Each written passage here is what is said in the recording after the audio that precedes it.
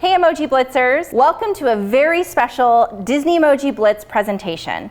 My name is Nasia Chambers, and I'm the general manager for the studio that makes Disney Emoji Blitz. I'm joined today here with a very, very special guest. We have the incomparable Kathy Najimy, who's known for her memorable work in many television shows and over 25 films, including Hocus Pocus. For those of you who've been living under a rock for the last 28 years, Kathy plays Mary Sanderson, one of the 3 diabolical witches from the film. Myself and the entire Disney Emoji Blitz team are thrilled to have her here with us today. Thank you. Welcome, Kathy. Nasia, how are you, my darling?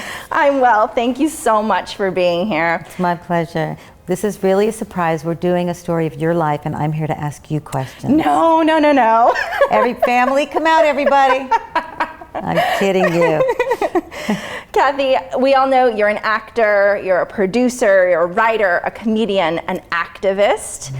Today we're going to add gamer to that list of credentials because we're going to talk about Disney Emoji Blitz. Our Hocus Pocus event is happening right now in the game where players can collect the Mary Sanderson emoji. And I know you're a woman of many talents, but did you ever think that your character would be added to a game?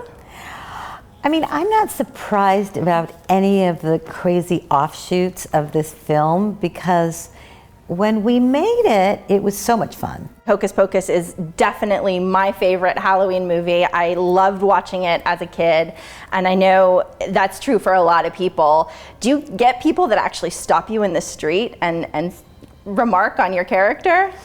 I mean, yes. I mean, yeah, I'm a semi-known person because I do a lot of TV and film, so it's different things like they'll say like, aren't you Peggy Hill, the voice of Peggy Hill, or aren't you the nun, or aren't you? And so that happens. It depends what's on TV that week. Yes. And so that's really interesting. If I go to the airport and I'm stopped a lot for something, I was like, that was on last night.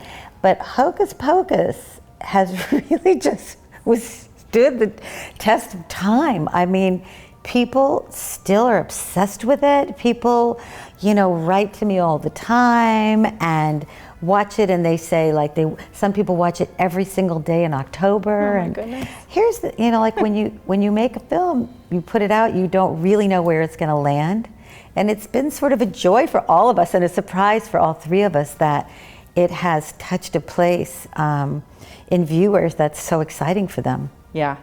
Well, and I think your character, Mary, is so memorable. I'd love to hear how you were inspired to make Mary.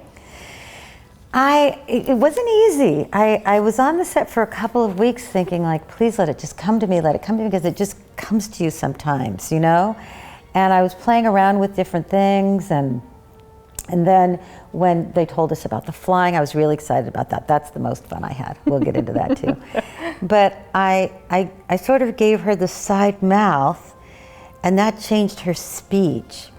And I based it all, so Mary is a sycophant kiss bottom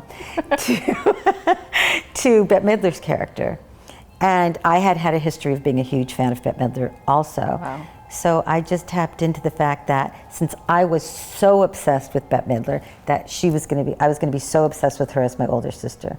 So basically my character is this sort of side-mouthed person who will say and do anything to get her sisters to be the favorite. Plus I love, eating the children. So there was that. So that's where I made her half bloodhound, because I thought they sniff things, right, and hunt and find things. So you'll hear me growl and bark a lot. So I figured my father was probably a dog and my mother might have been a witch. I love that. Can you tell me more about your experience with Bette? Well, it was it was great working with her because she's hilarious and inventive and creative, and I like to work that way too. I like to start the scene but then add things and try things, and she was very much present and very, very hands-on creative. But I have a history with her because when I was about 14, I heard her first, I had a transistor radio. I'll have to explain to everybody what a transistor radio is. It's a box, a magical box that had music in it that we used to listen to. But I had a transistor and Boogie Woogie Bugle Boy came on, And I was like, And it just, there's something about how free she was and how she reinvented herself, how she didn't pretend that she needed to look like what people thought she needed to look like. She just changed a lot of rules for me and a lot of people. I recently learned that you actually helped create that iconic Mary look from the film. I'd love to hear you talk about how you came up with all that. Well, the hair designer and makeup designer were great, very generous, and Kenny Ortega directed that. And he, just on almost everything, he really let us contribute to, like I said, how we talked, what we looked like, how we walked and danced. And so when the hair and makeup people and Kenny came to me about the wig, I said, I would love for Mary's hair to be the top of a pumpkin. You know how it kind of swirls up and then it's the thing? And that's what they came with like a week later, and I thought it was genius. Yeah, it's so iconic, so memorable too. There's so much that's memorable from that movie. For me, my most memorable moment is the I Put a Spell on You scene where you're singing and dancing. Can you tell me about making that scene? I mean, well, you know, Kenny is a choreographer and a musical person, so everything he does has this brilliant dance component, which was so much fun because I love to sing and dance. And so we knew that there would be that, but again, like I had grown up watching Bet do concerts with the Harlettes behind her. And here I was, a Harlette. I couldn't believe it. And so Sarah and I both were just looking at each other like, pinch me. But that part was so fun. Peggy Holmes also did a lot of choreography, and she's wonderful, so creative. That was a fun day, being a Harlette. That was so much fun. And plus it was the crowd scene where everybody comes in costume. Yep. So we got to be with everybody who we had been working with. Yeah. And there's also, if you look, there's friends and family peppered in there too. That was a really great day. Well, I love it. All that hard work and passion paid off because I just loved that scene as a child. I'd love to sing along. So everyone in my life knows that I love Hocus Pocus. I loved it as a kid, but it's a tradition now to watch it every Halloween, every October, so to get myself in the spooky spirit. So I've been really blessed to bring it to the game for several years now. And if it's okay with you, I'd like to show you how we've brought Hocus Pocus to life in the game. I can't wait. Awesome. I love games. Okay. This year's all-new Hocus Pocus event is just started, and it runs through the 11th. Players can collect unique Hocus Pocus emoji characters and emoji items that are themed to Hocus Pocus. And our emoji collection is growing every year. We've got all of the Sanderson sisters, Winifred, Sarah, and of course Mary. We added Binks the cat last year, and this year we've added an all-new Billy Butcherson. Billy Butcherson. Yep, you had to have him. He's a great guy, by the way. Really great guy, yeah, and so brilliant. Really a brilliant actor. So we have over 300 emojis in our emoji collection, and it just keeps growing. Here we have Binks the cat, our all-new Billy Butcherson, and of course we have the Sanderson sisters, Winifred, Sarah, and Mary. Yes.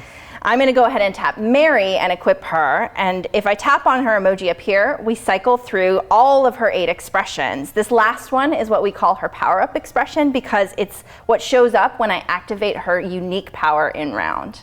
How are you guys so smart? I can turn on my stove. There's that. This is beautiful. Thank you so much. Thank you. All right, so we go out to the main screen. I press play. This is where we would choose the boost if we were going to use it, but we're not going to use them this round. We're just going to play normal. Okay. So here we go. Disney Emoji Blitz is an action-packed, fast-matching Blitz-style game where the board is made up of emojis. The rounds themselves are timed 60 seconds, and I'm trying to get as many matches as I possibly can before time runs out. Got it. We're also playing the Hocus Pocus item card event, which means that I've got to use power-ups to break open these containers, these spooky containers, and then drop those items to the bottom of the board. Okay. Oh, it looks like Mary's power-up is ready. So when she bounces and glows like this in the corner, it's ready to activate. And we would just tap her and off she goes.